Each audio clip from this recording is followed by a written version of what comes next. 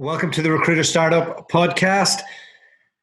We are doing our coronavirus series.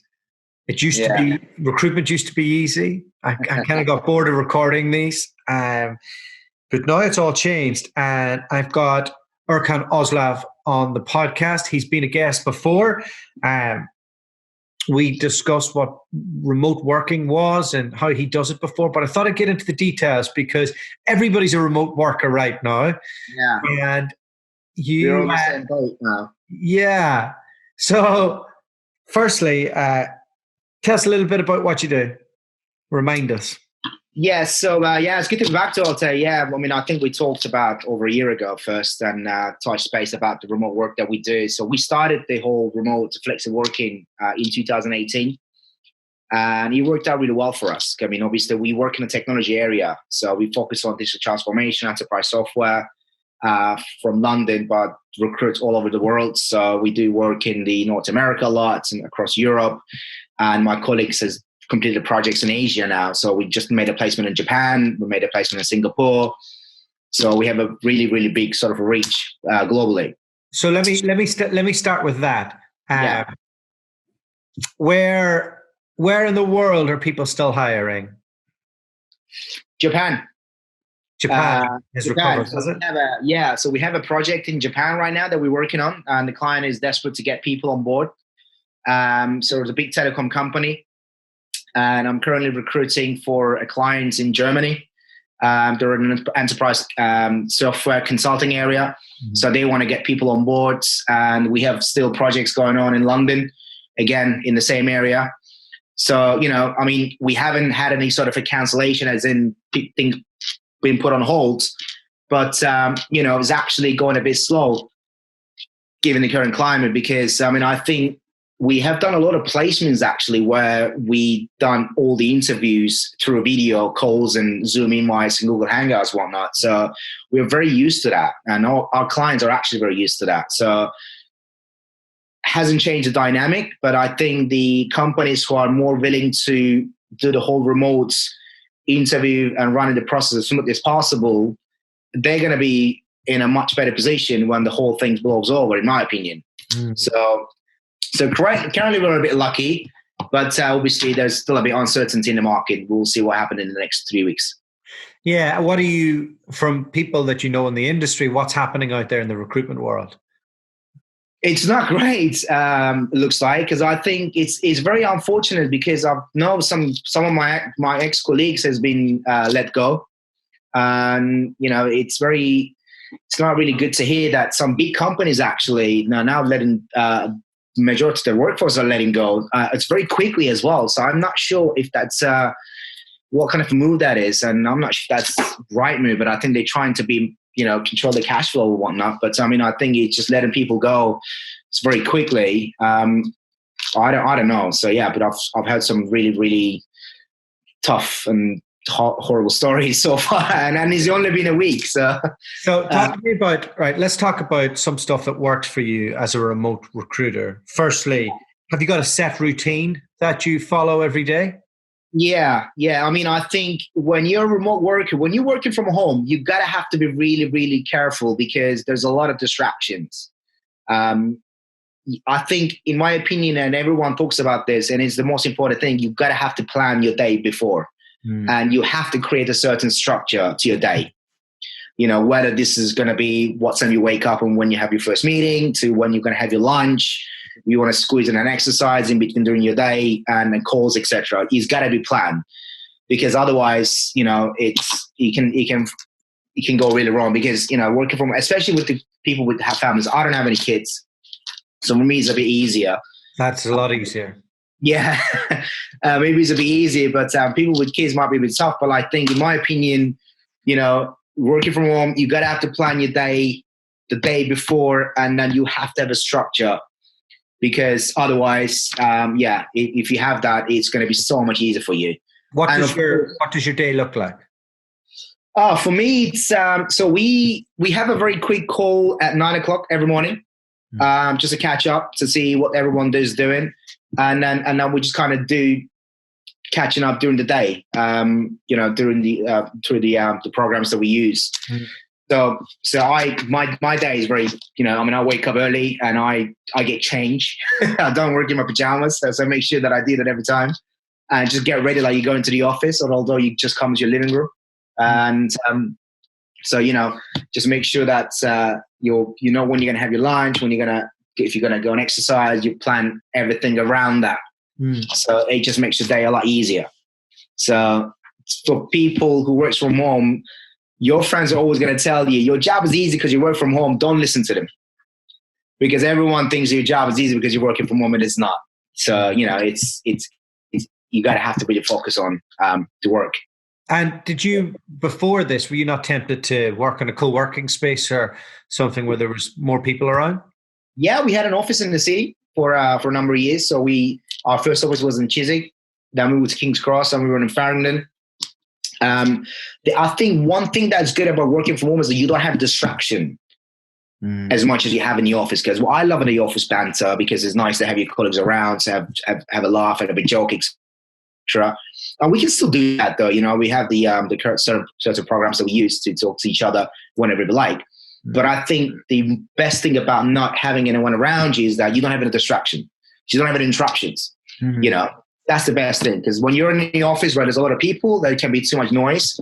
But when you're at home, it's just great because it's very quiet and nice and no one distracting you. So you can just get on with your day. What technology stack are you using for recruitment? So we use 8 for our internal communication, to talk in writing and videos, etc. Is that like Slack or? Sorry? Is that like Slack or something like that? Yeah, something like that. Something like Slack, yeah. So that works really well for us. And we actually use that to call candidates abroad. So that's an international calling system that we have. It's got a great app on your mobile as well that you can use. And that's 8 by 8. 8 by 8. 8 by 8, yeah. Yeah. Okay. So it's great. Over 8 multiplied by 8. 8 multiplied by 8, yeah. Okay. That works really well for us, and you're able to call abroad as well. Like I said, it also has his phone number, so if anyone wants to call, that phone comes to that phone number. Okay. So we're able to answer it, and it comes to separates your personal from the business phone as well, which is great. Okay, that is good. We use Vonage. I'm not dying about it. Sorry? We use Vonage, and I'm not. Okay. I'm not really happy with it, so we are looking for. Try it out. We have used something similar before, but this one is. I think I really like the user interface, and it's how easy to use. So that's great for us. And of course, what we are now started to use is the video reach out and video interviews with the candidates. Yeah. On the same platform, or it's a different platform. So we use something called Odro. Oh, you use Odro. Okay. We use Odro, and I think it's great. It's a fantastic tool. It's very easy to use. It's very, very easy to use, and to actually reach out to the candidates in the video messages. And we're able to kind of arrange interviews. So we can actually do the interviews on Odro and assign to the clients. If the clients and the candidates are not in the same country, that actually helps them out on the first call. It actually saves time on the process as well, which is great. Do the candidates mind being recorded during the interview? No, we actually give them a heads up before, and I just let them know that this is the process that we want to use, and I actually tell them that why we are using it, because it saves time, and then obviously it eliminates any kind of issues in the process going further. So when you let them know that this is what we want to do, this is how we're going to do it, and it's very easy to use as well. So we never had a problem so far. So very good. What other stuff do you use? You apart from that, and just regular stuff, really. I mean, I think we don't really have anything fancy that we use because we work from home. We obviously have Office 365, SharePoint, everything is on the cloud. Yeah. I'm one of those guys. I don't even have a notepad. Everything's on my laptop. I just have my laptop with me, and that's it. I don't even carry pen. Yeah. It's one of those. Yeah. So I just write everything on my computer and then put on the cloud, SharePoint, and we're good to go. So we have we use DocuSign as well. Yeah. So we have a CRM system, Firefish, which again, Firefish, okay. It's Firefish, yeah. So which is again completely on the cloud platform, software as a service. So it works fantastic. to log everything on there, so you don't have anything to actually lose. Because that's why I don't use it in Notepad, because you can use a Notepad on the notes, but if I lose my laptop, which I did a while ago, and I had to do everything on the cloud. So, okay, so you guys have a lot of experienced hires in your company. There's no necessarily like juniors who you're onboarding from scratch, or are you? We don't have any juniors right now. So we had before, but currently we are all quite experienced. Yeah, we're a small business anyway, but, so we're all. So that means you're kind of self-managed to a certain extent. Yeah, absolutely. I mean, I think because in our business, everyone knows what they need to do on a day-to-day basis. We all need to know what business they achieve. We all know where we're going to get to personally and in a business way. So we are really focused. So I think one of my colleagues, for example, he's Welsh, so he moved to North Wales, and he's working from there now. I mean, he's absolutely loving it. You know, I mean, he lives by the sea, and is paying 4 times less than he pays for rent in London. And he's very mobile, so he can actually get on the train and come to London when we ask him to for meetings. Yeah. My director lives in Kent, so he's got an office there. I live in Battersea in central London, so I work from home, so which works really well. Sometimes I go and take my laptop and go to the coffee shop around here just to get a bit of air or change the scenery. But otherwise, it's quite comfortable. I wonder how this will affect the world of work. Now that people are going to have to learn how to work from home and how to trust people remotely. Wonder will this fast forward people wanting to live outside of major cities? Do you see any big changes coming up? Yes, and to be honest, I think we are going to embrace the flexible working and remote working more and more now. You know, Microsoft already tried it in Japan. It worked out really well for them. You know, we tried with our business. It worked out really well for us. I mean, we put more hours into our day than we did in the office because I don't have to travel back and forth. So I already saved 2 hours a day. So, you know, next thing you know, instead of finishing at 5:30 or 6 o'clock, you're supposed to finish, you're working till 8 o'clock because you're already home. You know, just put the laptop and you're done. So, and I think, in my opinion, some of the recruitment companies are letting people they go is, in my opinion, is maybe it's depending on their business structure. Maybe they were the sort of trainees, and you know they need more hands-on approach, etc. But for us, it's different. But I think workplace is going to change because I think it's going to be more about remote working, and companies perhaps can save money from the office space as well. And I think what is important is that my director always says that you need to be able to trust your employees, because if you don't trust your employees, why hire them? You know, so that's really important. So if you want someone to come to your office 5 days a week because you want them to be there, but if they can do their work from home as well, that's another thing. Yeah, I suppose it depends. Like you're in a boutique where, like, everybody's really like experienced, older, mature, responsible, know what they're doing. And you're in a vertical that hasn't been hit as bad. Let's say you, like most big companies, it's let's get a grad in, let's smash them through, like get them up and running in 3 months. And if they don't make it, fine, you're out. But one will. So I think the first thing that these companies do is that they'll have a look and they'll go, right, well, who's in the first 3 months, right? You're gone. Yeah. Okay. Who in the first 2 years is borderline profitable? Okay, you're gone. Okay, who is in a vertical that can't be transitioned? You know, right? You're gone.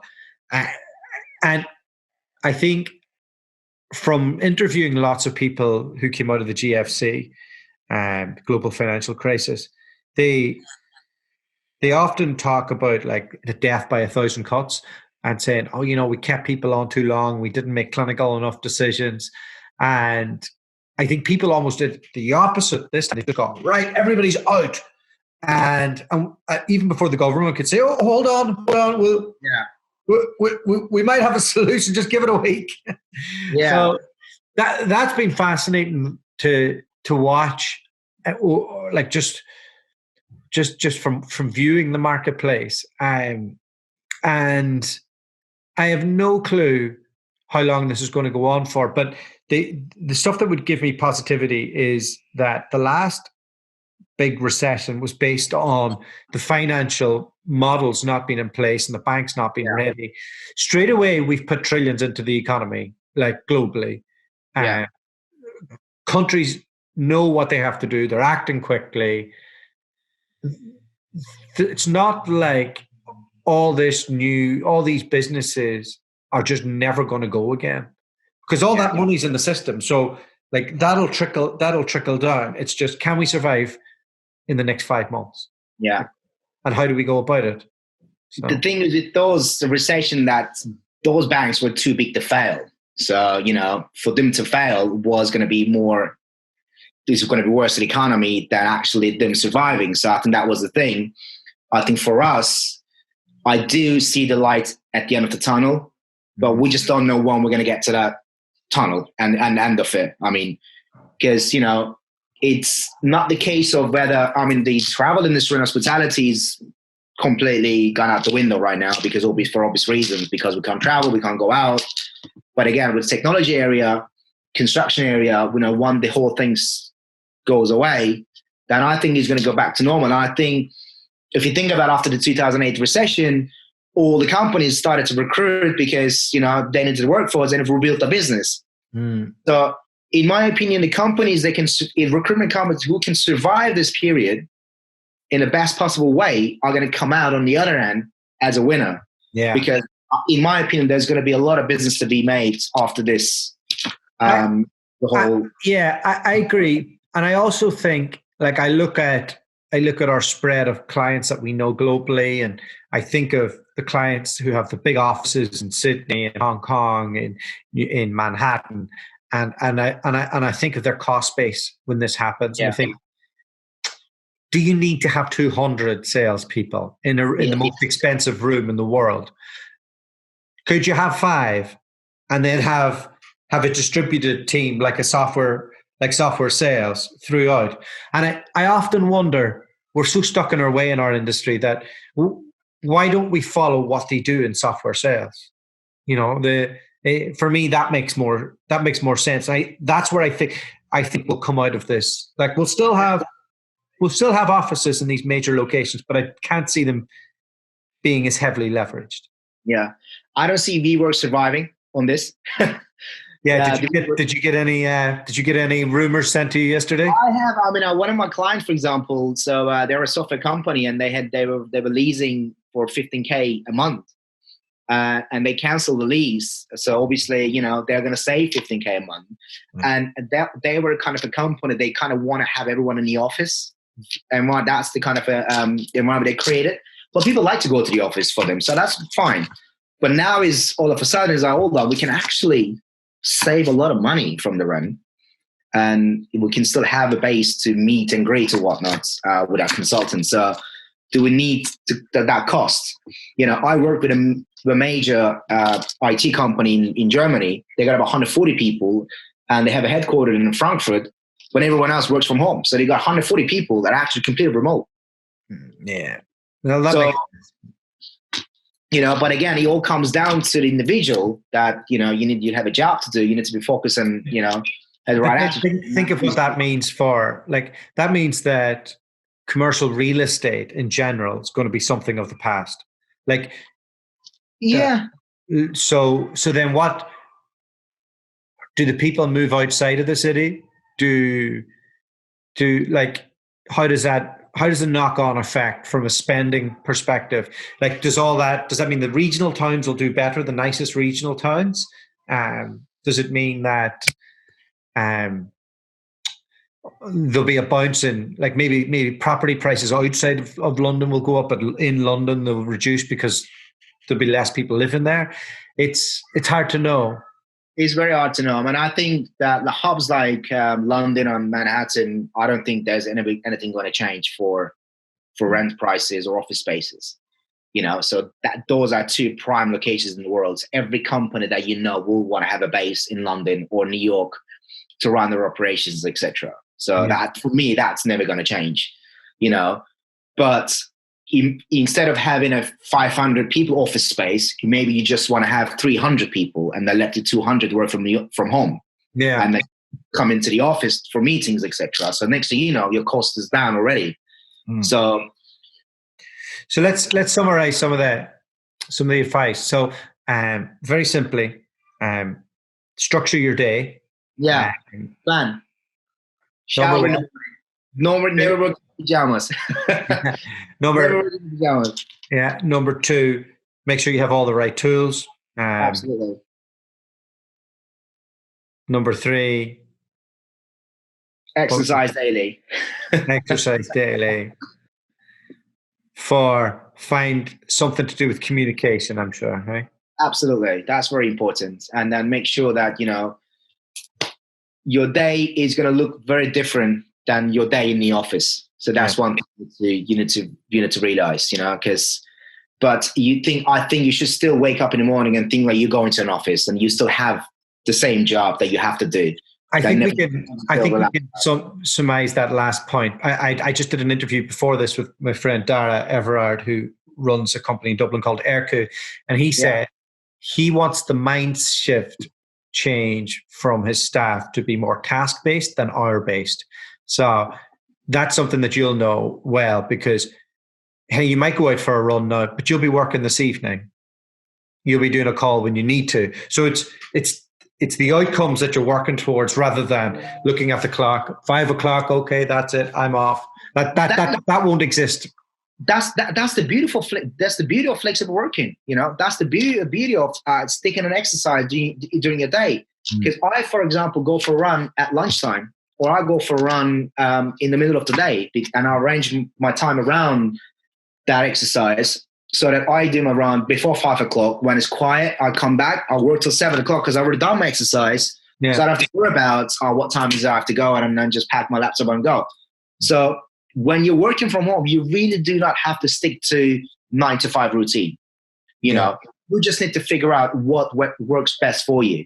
Because in our job, you have to have a schedule because you talk to other clients, candidates. You obviously need to work around that. But you don't never look at the time and think, 6 o'clock, I'm done now. So maybe you just carry on working till late, or just finish a bit early, start early, or especially in our international world, because we have to do different calls at different times. Okay, that's us, Erzan. Thank you so much. There is hope. You're the success story of remote working. Yeah, and a funny thing, we actually closed the deal today. Come on! Yeah. And it was really funny because it's like we got the I've done a CV submission on Tuesday. The interview is completed by Wednesday. We got the offer out on Thursday. Good man. And we all agreed and signed off today, and the count is starting on Monday. Invoice paid when? We will send invoice on Monday. So it's one of those things that I think you just need to keep going. And I think you need to build the pipeline and just stay positive and then work on the marketing. That's really important, because I think the image you create now is going to help you when this whole thing goes away. So I think that's very important. Thank you so much, Erzan. We will catch up soon. Take care of yourself.